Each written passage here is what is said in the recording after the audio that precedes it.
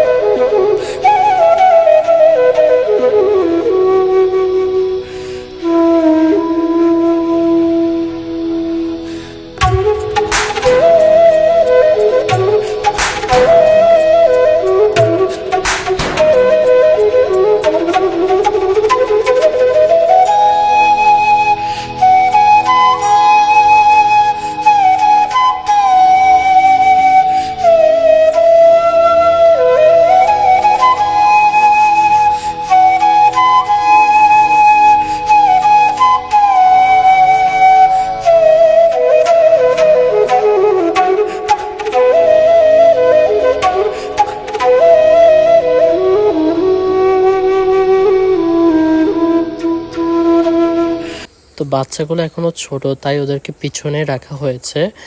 আর বৃষ্টির কারণে পাশেই যে প্লাস্টিকের কাগজগুলো রয়েছে ওগুলো উঠিয়ে রাখা হয়েছে। তো আজ এতটুকুই, অন্যদিন আবার দেখা হবে। সকলে ভালো থাকবেন। আসসালামু আলাইকুম।